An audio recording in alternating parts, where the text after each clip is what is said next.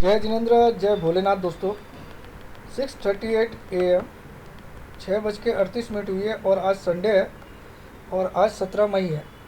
17 May 2020, 17 May 2020 and it's Sunday and it's 6:38 AM। तो आज का टॉपिक बहुत लोग नहीं सोचेंगे कि मैं इस पे भी वीडियो बनाऊंगा, लेकिन कल जो मैंने व्हाट्सअप खोले थे रात को, मतलब ये रात को देर रात को जो भी व्हाट्सअप आए वो मैं अभी सुबह देखा हूँ, चाहे मैसेजेस आए चाहे व्हाट्सअप आए।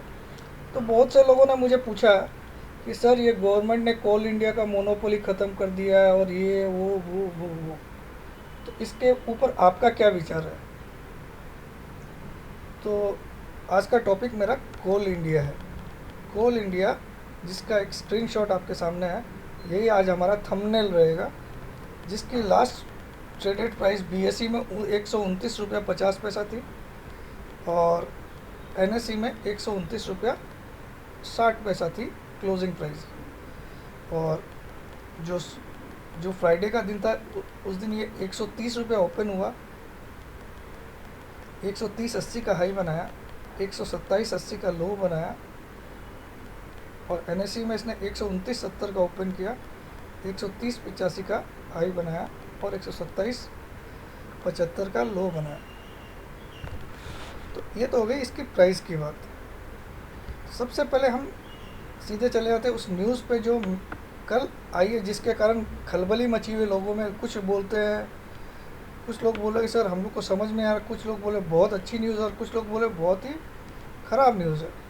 ठीक है, तो देखिए, मैं भी कोई बहुत बड़ा फंडामेंटल एनालिस्ट तो हूँ नहीं जो मैं इसके बारे में कुछ टिप्पणी दे दूँ अपनी कि भैया ऐसा हो जाएगा, ऐसा हो जाएगा, वैसा हो जाएगा। मैं अपनी कोशिश आपके सामने यहाँ रख सकता हूँ, फिर वो कितनी सही या कितनी गलत निकलेगी वो कल सोमवार को भोलेनाथ ही उसका डिसीजन लेंगे। मैं तो सब कुछ उस भोलेनाथ पे छोड़ देता हूँ। ठीक है, मेरा काम जो है वो ईमानदारी से मैं करके बताऊँगा, उसमें कोई कमी नहीं छोड़ूंगा दोस्तों। तो कोल इंडिया, कोल इंडिया कोयले का खदान, इन सब का काम है इसका। तो पहले तो हम इसके पहले जो न्यूज़ आई उसके बारे में बात करते हैं। इस न्यूज़ में कहा गया है कि this would mean the monopoly of Coal India will be over. मतलब इस कोल इंडिया जो कंपनी है इसका कमर्शियलाइजेशन किया जाए। कमर्शियलाइजेशन मतलब यहाँ प्राइवेट प्लेयर्स को एंट्री दी जा रही है। कमर्शियलाइजेशन का मतलब यही होता है, क्योंकि ये एक पब्लिक सेक्टर यूनिट है। पब्लिक सेक्टर यूनिट जिसकी मालिक गवर्नमेंट होती है, गवर्नमेंट ऑफ इंडिया होती है, उसमें प्राइवेट प्लेयर्स को एंट्री दी जा रही है। यही इसका मतलब होता है कमर्शियलाइजेशन का। तो इसके कारण यहाँ लिखा हुआ है कि this would mean the monopoly of Coal India will be over. अब ये मोनोपोली क्या थी कोल इंडिया की? कोल इंडिया की मोनोपोली ये थी कि कोल इंडिया एक फिक्स्ड रेट पर टन डिसाइड करता था। एक फिक्स्ड रेट, सपोज 2930 रुपया पर टन, एग्जाम्पल। देखिए, मुझे ना तो कोयले की रेट से मतलब है और ना मुझे आइडिया है उसकी। सपोज मैं एक एग्जांपल में 5000 रुपया पर टन की इन्होंने रेट डिसाइड की। उसी रेट पे वो उन कंपनियों को माल देते थे जिसका कोल का बहुत ज़्यादा खपत होती थी, जैसे स्टील इंडस्ट्रीज़ है ना, जैसे पावर जनरेशन प्लांट्स, जो भी पावर जनरेशन कंपनियाँ हैं उनको कोल, उनका जो मेन रॉ मटेरियल होता है, रॉ मटेरियल मतलब कच्चा माल, उसके बिना पावर जनरेशन होता नहीं है। तो वो जब खरीदती थी कोल इंडिया से, तो उनको एक फिक्स रेट पे ये डिसाइड होता था कि इतने रुपए टन से आपको मिलेगा और उतना ही माल मिलेगा जितना आप अपने खुद के लिए यूज़ के लिए ले रहे हो, खुद के यूज़ के लिए। एंड यूज़र मतलब आप इसको रीयूज़ के लिए किसी और को बेच नहीं सकते हो। समझ में आया आपको? अब लेकिन ये सारे रेस्ट्रिक्शंस हटा दिए गए हैं, सिर्फ एंड यूज़र को ही माल नहीं दिया जाएगा। अब इसमें एक बिडिंग प्रोसेस स्टार्ट किया जाएगा। उसके लिए कुछ एक अपफ्रंट पेमेंट लिया जाएगा उन बिडर्स से और उसके लिए जैसे बहुत सारी एलिजिबिलिटी कंडीशन होती है, बहुत सारे क्राइटेरिया होते हैं कि मैं आपको ये कंडीशन पूरी करनी पड़ेगी, ये कंडीशन, आपके ये इनकम टैक्स सर्टिफिकेट चाहिए, ये सेल टैक्स, ये सारी कंडीशन को ईज आउट कर दिया गया है। और अब कोई भी इंसान इसकी बिडिंग कर सकता है एक अपफ्रंट फीस देके। अपफ्रंट फीस मतलब पहले से एक फ़ीस जो तय फीस होती है, तय एक फ़ीस तय की जाएगी, जो बिडिंग कर पाएगा उस फीस को पेमेंट करने के बाद तुम और हम जैसे इंसान भी इसके लिए बिडिंग कर सकते हैं। एलिजिबिलिटी कंडीशन नहीं रहेगी। और उसके बाद बिडिंग के बाद भी कोल इंडिया क्या करती थी कि जो कोल देती थी वो एक फिक्स्ड प्राइस पे देती थी। अब उन्होंने उसका भी तरीका चेंज कर दिया है। जिसको भी कोल ब्लॉक अलॉट होंगे, सपोज 10 कोल ब्लॉक आपको अलॉट हुए, आपने बिडिंग की इस प्राइस पे, तो आपको अलॉट हो गए। तो आपको अलॉट होने के बाद आपको पेमेंट उसका गवर्नमेंट उस हिसाब से नहीं लेंगी, इस रेट से आपको डिसाइड हुआ है। आप जो सेल करोगे उस कोल को, उसकी रेवेन्यू में गवर्नमेंट शेयर लेगी अपना। तो रेवेन्यू मतलब आपको एक चीज़ बता दो, कोल एक ऐसी चीज़ है जो मुझे जहाँ तक जानकारी, जो छोटी सी जानकारी मुझे है, वो एक्चुअल जो रेट होती थी, जो बिडिंग प्राइस जो गवर्नमेंट डिसाइड करती थी, उससे कहीं ज़्यादा ब्लैक में वो बिकता था बाज़ार में, कहीं ज़्यादा प्राइसेस में, लगभग डबल ट्रिपल प्राइस में भी बिकता था प्राइवेट प्लेयर्स को। लेकिन ये चोरी छिपे काम होता था। तो अब ये काम आसान कर दिया गया है, ये सेलिंग की जा सकती है किसी भी प्राइवेट प्लेयर को, और उसकी जो रेवेन्यू आएगी वो कोल इंडिया को आएगी, उसमें कोल इंडिया शेयर करेगी, न कि इस फिक्स प्राइस में जो जिस प्राइस में आपको कोल अलॉट किया गया उसकी शेयरिंग से। तो इससे तो मुनाफा बढ़ना चाहिए, मुझे जहाँ तक नॉलेज है, जो थोड़ी सी कमज़ोर नॉलेज है मेरी, लेकिन इससे मुनाफा बढ़ेगा, क्योंकि कोल की जो प्राइस गवर्नमेंट फिक्स करती है और जो एक्चुअल मार्केट में उतरता है कोल, उसमें काफ़ी डिफरेंस है दोस्तों। तो कहीं ना कहीं ये कोल इंडिया के प्रॉफिट को डेफिनेटली बढ़ाएगा, डेफिनेटली बढ़ाएगा, एक नंबर। और प्राइवेट प्लेयर के पार्टिसिपेशन से क्या होगा कि कोल की जो खपत है वो भयंकर रूप से बढ़ने वाली है, भयंकर रूप से बढ़ने वाली, घटने वाली नहीं है। एक पहले क्या नियम था, खाली एक एंड यूज़र को दिया जाता था।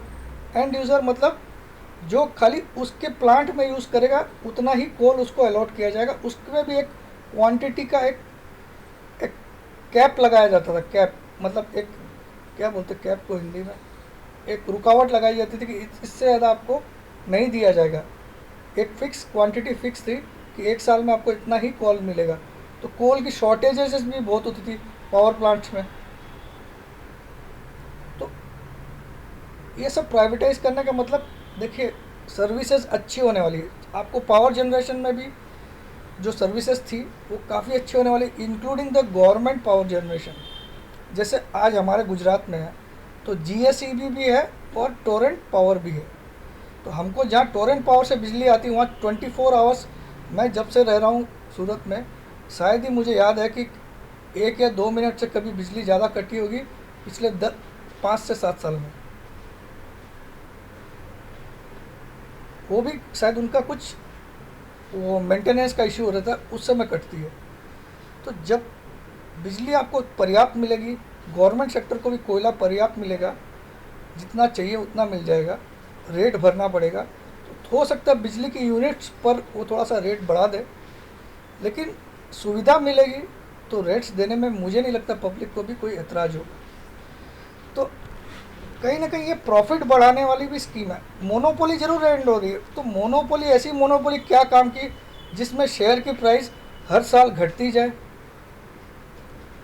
मोनोपोली वो वाली क्या काम की जिसमें हर साल शेयर की प्राइस घटती जाए, उस मोनोपोली के कारण कि हम उतना माल जितना चाहिए बाज़ार में उतना दे ही नहीं पाते हैं, क्योंकि एक फिक्स क्वांटिटी है वहाँ पे कि वो एंड यूज़र के अलावा किसी को दे ही नहीं सकते हो आप। अब इस कैप को हटाने के बाद जिसको भी कोयला चाहिए, जो चाहे प्राइवेट प्लेयर हो चाहे वो गवर्नमेंट प्लेयर हो, दोनों को दिया जा सकता है, और एक मुंह मांगी रेट भी उससे वसूल की जा सकती है, जो कि पहले नहीं हो पाता था। तो इससे क्या प्रॉफिट बढ़ेगा या घटेगा? आप अपने आप को एक सवाल पूछ के देख लीजिए। पहले सपोज मैं एक क्लासरूम में 3 लोगों को ही ये क्वेश्चन पेपर पढ़ने ये किताब का जो इम्पोर्टेंट पॉइंट सब पढ़ने के लिए दे सकता था। तो वो 3 लोग क्या करते थे, बाकी लोगों से ज़्यादा पैसा वसूल करते थे बाकी क्लासमेट से। मैं थोड़ी एग्जांपल में समझा रहा हूँ कि भैया ये क्वेश्चन ज़्यादा, ये जो इम्पोर्टेंट है, ये स्टडी आप लोग कर लोगे तो पक्का आप पास हो जाओगे, चलो लाओ 50-50 रुपये लाओ। तो वो उसी तरह कोल उन्हीं को दिया जाता था जिनको यूज़ है और जो रजिस्टर्ड है कोल इंडिया में बिडिंग के लिए, ठीक है। तो अब वो प्रोसेस हट गया, एक कोई भी एलिजिबल है बिडिंग करने के लिए भी, एक पर्टिकुलरली कुछ फीस अमाउंट होगा वो पे करना है आपको। अब दूसरा, 50 कोल ब्लॉक्स जो है वो इमीडिएटली गवर्नमेंट दे रही है प्राइवेट प्लेयर्स के लिए ऑफर, और उसको इवैक्यूएट करने के लिए, इवैक्यूएट मतलब निकास, इवैक्यूएट का मतलब निकास। जैसे प्लेन में भी हमको बोलता ना इमरजेंसी इवैक्यूएशन, मतलब कभी प्लेन अगर खतरे में आ जाए, मैं तो प्लेन में सफ़र करता हूँ कई बार, तो वहाँ पे जो वो एयर होस्टेस अनाउंस करती है कि अगर आपातकाल के कारण आपको ये इवैक्यूएशन के लिए ये 2 दरवाजे इस तरफ, 2 दरवाजे, तो निकास करने के लिए, तो उस कोल को वहाँ से निकास करने के लिए इंफ्रास्ट्रक्चर पे गवर्नमेंट 50,000 करोड़ रुपया खुद खर्च कर रही है। 50,000 करोड़ रुपया उसकी निकासी के लिए, निकासी मतलब उसको बाहर भेजने के लिए, उस कोल को वहाँ से बाहर, या आप उसको ट्रांसपोर्टेशन के लिए समझ लीजिए। तो वो भी गवर्नमेंट इंफ्रास्ट्रक्चर तैयार करनी है, तो वो चीज़ थोड़ी स्पीड में काम होगा, वो रैपिड तरीके से काम होगा। कोयला जो निकलेगा भी वो बहुत फास्ट निकलेगा पहले के मुकाबले। पहले बहुत सारी प्रॉब्लम आती थी, एक ट्रक को निकलने में भी कई दिन लग जाते थे, जो मुझे खबरें हैं, तो वो सारी ईज आउट होने वाली है कहीं ना कहीं कंपनी। और आपको मालूम है ये सब जितने भी नवरत्न कंपनीज है गवर्नमेंट की, उनकी एक्चुअल वैल्यूएशन बहुत ज़्यादा। आज भी अगर हम इसके फंडामेंटल रीड करें, तो चलिए मैं एक बार आपको इसके फंडामेंटल्स रीड करके बताता हूँ। या सबसे पहले मैं इसकी प्राइस के बारे में आप पे ध्यान दिलाता हूँ। ये इसका मंथली चार्ट है दोस्तों। इसका मंथली चार्ट ये बताता है कि इसका जो टॉप बना था, इस शेयर का टॉप बना था 447, जो कि अगस्त 2015 में बना था। 2015 अगस्त इसका टॉप बना था 447, और वहाँ से ये फिसल के इसी साल के मार्च में इसने 119 का एक गोता लगाया लो का, जिस समय ये मार्केट हमारा 7,511 गया था निफ्टी। उसी मंथ में, मार्च मंथ में इस साल के कोल इंडिया ने भी एक गोता खाया 119 का। तो 447 का माल जो कि 2015 में हुआ करता था, वो आपको 119 में भी मिला। तो क्या ये कंपनी ख़राब है? मुझे नहीं लगता, बिल्कुल ख़राब नहीं है। और 100 रुपये की रेंज में तो मैं, अगर मुझे पर्सनली पूछा जाए, क्योंकि मैं तो कोई जानकार नहीं हूँ बहुत बड़ा, तो मैं अपनी प्रॉपर्टी बेच के भी इसको 100 रुपये में ख़रीदने तैयार हूँ। पूरी प्रॉपर्टी जितनी मेरी संपत्ति है उसको पूरा बेच दिया जाए तो भी मुझे लगता है कि 100 रुपये में ये शेयर अगर मिले तो मैं ख़रीदना चाहूँगा। क्यों? तो चलिए मैं उसके बारे में बोलता हूँ। ये मेरा पर्सनल ओपिनियन है, प्लीज़ आप अपने किसी भी जानकार से कंसल्ट करिएगा, ठीक है। उसका कुछ कारण मैं आपको समझाता हूँ। ये है कोल इंडिया का फंडामेंटल। तो फंडामेंटल देखिए, और एक चीज़ आपको बता, मार्केट 3 फैक्टर पे चलता है, फंडामेंटल, टेक्निकल और सेंटीमेंटल। सेंटीमेंटल का मतलब है न्यूज़। और जब वो तीसरा फैक्टर काम करता है, ये मैंने कम से कम 100 बार डायलॉग मार दिया होगा पिछले 100-200 वीडियो में, 300-400 वीडियो में, है ना। कम से कम 100 बार तो इसको यूज़ कर ही लेगा। Fundamental, technical and sentimental, in 3 factor के अलावा चौथा कोई फैक्टर नहीं होता मार्केट में रेट्स का अप डाउन होने का।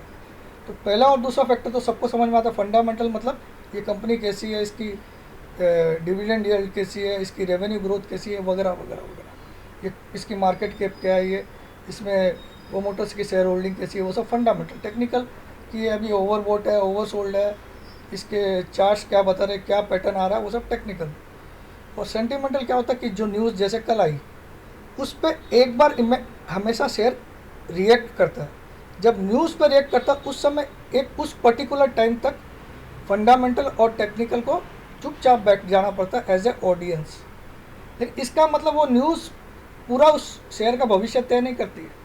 शेयर का भविष्य अल्टीमेटली वो फंडामेंटल्स ही तय करते हैं और वो टेक्निकल्स ही बताते हैं कि आपको इस प्राइस में एंट्री करनी है। लेकिन उस पर्टिकुलर पीरियड में न्यूज़ हावी रहती है जब वो न्यूज़ आती है। तो एक बार के लिए लोगों को लग रहा है कि मोनोपोली ख़त्म, मतलब शेयर गिरेगा, तो मैं भी डिनाई नहीं करता हूँ, गिर भी सकता है, बट मैं अपना व्यू रखना चाहता हूँ। अब देखो ये शेयर 447 का माल, अब इसके रिटर्न्स चेक करते हैं हम लोग। इसने पिछले 5 साल में 64% का घाटा दिया है। आज की रेट को अगर देखो तो पिछले 3 साल में इसने 53% का घाटा दिया फ्रॉम द रेट। पिछले 1 साल में इसने 45% का घाटा दिया जो शेयर होल्डर्स ने इसको होल्ड किया। पिछले इस साल की 1 तारीख से, ईयर टू डेट का मतलब होता है 1 जनवरी से लेकर अभी तक, 1 जनवरी से लेकर अभी तक भी इसने 38% का घाटा दिया। कितना? और 1 महीने में यानी कि इस मई महीने में इसने 11% का घाटा दिया। लेकिन पिछली 1 वीक में, 1 महीने मतलब इसमें मई नहीं है, पिछले महीने में, और 1 वीक में मतलब हो गया कि पिछली वीक में, लेकिन इसने फ़ायदा दिया दोस्तों, भले ही 0.39% का दिया। तो आप देखो इसमें, ये अपने आप में, इस पिक्चर को अगर आप धीरे से थोड़ा सा भी दिमाग से यूज़ करो, जो ये पिक्चर बताने की कोशिश करी वो क्या बोल रही है, बड़ा रेड, उससे कम रेड, उससे कम रेड, उससे कम रेड, और उससे कम रेड, और ये ग्रीन। तो ये अपने आप में बोल रहा है कि ये कहीं ना कहीं यू टर्न मारने वाला शेयर है। यू टर्न, यही एक हल्की सी जो रोशनी होती है, हल्की सी रोशनी, वो आपको उन्नति का पहला सूचक होती है दोस्तों। हल्की सी रोशनी, आप भारी तकलीफ के माहौल में अगर चल रहे हो और वहाँ एक हल्की सी रोशनी दिखाई दे दे तो आपके अंदर हिम्मत थोड़ी सी जग जाती है। तो ये हल्की सी रोशनी है जो 0.39% इसने वीकली बेसिस पे गेन दिया। अगर आप इस रेशियो को पढ़ते जाओ तो ये कहीं ना कहीं एक रोशनी का काम करेगी। अब रही इस न्यूज़ का इम्पैक्ट क्या होगा, तो ये तो मेरे जैसा छोटा मोटा एनालिस्ट तो बता नहीं सकता दोस्तों। फिर भी मैं इसके बारे में आपको कुछ और बताता हूँ कि जैसे ये एक लार्ज कैप कंपनी है जिसकी मार्केट कैपिटलाइजेशन आज की डेट में लगभग 80,000 करोड़ की है। कितनी? लगभग 80,000 करोड़ की। और इसकी जो प्राइस टू अर्निंग रेशियो है वो 4.39 है। इंडस्ट्री का पीई भी 4.73, तो लगभग सेम है कोई। लेकिन इसका जो डिविडेंड यील्ड है वो आप देखो तो ज़बरदस्त है, ज़बरदस्त है, 9.38%, मतलब 9.5% की रिटर्न दे रहा है वो एक शेयर होल्डर को, अगर वो 1 साल होल्ड करता है। तो आज की डेट में अगर आप आईसीआईसीआई बैंक में, एक्सिस बैंक में कहीं पे भी एफडी खुलाओ तो कहीं कहीं तो 7% से भी कम आपको एफडी रिटर्न दे रही है, आपको खुद को पता है। तो उससे ज़्यादा रिटर्न तो ये दे रहा है डिविडेंड के रूप में, 1 नंबर बात। दूसरा, इसकी जो प्राइस टू बुक वैल्यू है वो 2.33 है। तो इतने लगभग बुक वैल्यू के प्राइस पे है ये शेयर। तो मुझे ऐसा नहीं लगता है कि इस शेयर में कोई तकलीफ़ है आने वाले दिनों में। लेकिन अब मैं उसको टेक्निकली आपके सामने एनालिसिस करता हूँ। तो सबसे पहले मैं इसका मंथली चार्ट को एनालिसिस, ये इसका मंथली चार्ट है। ये मैंने इस टॉप को पकड़ा है दोस्तों, इस टॉप से मैंने इस टॉप को कनेक्ट किया तो बाकी कई टॉप ऑटोमेटिकली कनेक्ट हो गए। तो इसका मतलब ये ट्रेंड लाइन मेरी सही बनी है, और सही बनी तो ये इसका आने वाले दिनों का टारगेट दिखा रही है 220 रुपये का। अभी आने वाले दिन 6 महीने में आते हैं, 3 महीने में आते हैं, या 1 साल में आते हैं, ये तो वक्त बताएगा, ठीक है। लेकिन मुझे ऐसा लगता है कि अगले 6 महीने में ये 220 के आसपास ज़रूर आएगा, ठीक है, ये मुझे लगता है। दूसरा, नीचे में ये 120 रुपये का एक सपोर्ट बता रहा है, जबकि पिछला लो जो अभी मार्च में बना वो 119 का है, और कल की प्राइस आपके सामने 129 रुपये है जो मैंने आपको दिखाया। तो ये कहीं ना कहीं अपने लोस के आसपास ट्रेड कर रहा है। तो इसमें कोई बुराई नहीं है इस स्टॉक को होल्ड किया जाए। और आपको डरना तब चाहिए जब ये 100 का आंकड़ा तोड़ दे, क्योंकि 3 फिगर से 2 फिगर में जाना किसी भी शेयर के लिए अच्छी बात नहीं होती, ये मेरा मानना है। तो मेरा एक्चुअल स्टॉप लॉस होगा 100 रुपये, लेकिन अभी जो ट्रेंड लाइन बता रही है वो बोल रही है 120 पे भी एक बड़ा सपोर्ट है, इसको 120 पे बहुत बड़ा सपोर्ट है। और ऊपर के लेवल में इमीडिएटली अगर ये जाना चाहे तो अभी 180 के भाव भी टच कर सकता है, शायद इसी महीने में। इसी महीने में मैं सरप्राइज़ नहीं होऊंगा अगर ये इसी महीने में 170 का भाव टच कर दे, इसी महीने में, जहाँ सिर्फ 15 दिन बचे हैं, या जून तक, मुझे सरप्राइज़ बिल्कुल भी नहीं हो। ये मेरा टेक्निकल एनालिसिस है। और दूसरा आपको मैं वीकली चार्ट पे भी दिखाता हूँ। वीकली चार्ट पे भी मैंने ऐसी ही ट्रेंड लाइन ड्रॉ की है, जहाँ पे मैंने इस हाई को पकड़ा है और इस हाई को। तो ये सब डाउनवर्ड स्लोपिंग है, कहीं ना कहीं तकलीफ तो दिखा रही है, लेकिन इस तकलीफ में भी ये क्या बता रही है, ये परफेक्ट बता रही है आपको। देखिए ये 102 पे एक बहुत बड़ा सपोर्ट बता रही है। तो अगर वर्स्ट केस हुआ भी तो ये 102 पे रुक जाना चाहिए, ये मुझे लगता है। दूसरा, इस बीच में मैं एक और ट्रेंड लाइन ड्रॉ किया, वो मुझे बता रही है कि 121 के नीचे भी जाना इसके लिए मुश्किल है, 121 को भी तोड़ना मुश्किल है, जो कि मंथली चार्ट भी बता रहा है 120। ठीक है। और कहीं ना कहीं इसके वीकली चार्ट में आप देखो एक डोजी पैटर्न बना, आप चेक कर लो। वीकली क्या हुआ इसका, 130 पे स्टार्ट हुआ वीक, 132 पे और क्लोज हुआ 129.60 पे। तो कहीं ना कहीं एक परफेक्ट डोजी बना के एक रिवर्सल का चांस दिखा रहा है ये। और इसका इमीडिएट टारगेट ये दिखा रहा है 150 रुपये का। ये मेरा टेक्निकल बोलता है। लेकिन मेरी आपसे सलाह है और ये मेरा सुझाव भी है कि आप किसी भी जाने माने एनालिस्ट से, जिसको सेबी से ऑथराइजेशन प्राप्त हो, उससे आप डिस्कस करिएगा, तभी इसमें कोई खरीदी या बिकवाली कीजिएगा। मैं अपना मत रखना चाहता था, क्योंकि बहुत से लोगों ने मुझे बोला कि इस पर अपना वीडियो बनाइए। और मेरा मत ये है कि अगर 100 रुपये के आसपास या 110 पे भी मिले तो मेरे पास अगर बैंक अकाउंट में उस दिन जितने भी पैसे रहेंगे मैं सारे के सारे इसमें डालना चाहूँगा पर्सनल। लेकिन ये मैं सलाह आपको नहीं दे रहा हूँ, ठीक है। और मुझे आने वाले कुछ दिनों में ये 150 का स्तर तो छूता हुआ दिख रहा है टेक्निकली। भले ही एक गोता भी लगा दे सोमवार को, तो भी मुझे इतना इसमें फिक्र नहीं है। अब आ जाइए इसके बारे में और थोड़ा सा हम रिसर्च करते हैं, फंडामेंटल।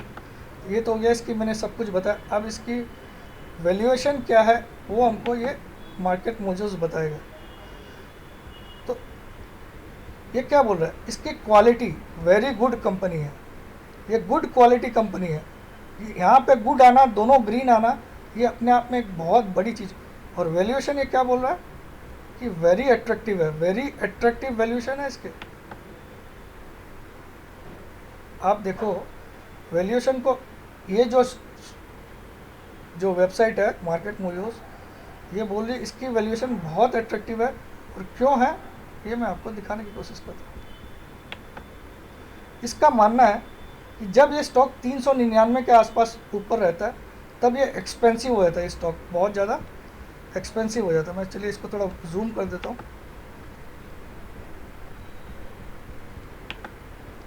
तो मैं अपना कोशिश कर रहा हूँ। इसका मानना है कि जब ये स्टॉक 399 के ऊपर रहता है तब ये एक्सपेंसिव हो जाता है। इसकी फेयर वैल्यू ये क्या बता रहा है आप सोचिए। इस स्टॉक की ये सॉफ्टवेयर क्या बता रहा है, इसकी फेयर वैल्यू 390 तक होनी चाहिए। इसकी अट्रैक्टिव वैल्यू क्या बता रहा है, 293 के नीचे अट्रैक्टिव है और 292 के नीचे वेरी अट्रैक्टिव है। ये इसने एनालाइज किया। तो हमको अगर 120-25 में मिल रहा है तो क्यों नहीं लेंगे यार। चलो शेयर होल्डिंग इसकी क्या है, तो इसमें बता रहे प्रोमोटर्स के पास मार्च 2020 में 66% होल्डिंग है, एफआईज के पास इसमें 8% होल्डिंग है, म्यूचुअल फंड्स के पास 9% होल्डिंग है और इंश्योरेंस कंपनीज के पास 11% होल्डिंग है और डीआईज के पास 0.75 होल्डिंग है।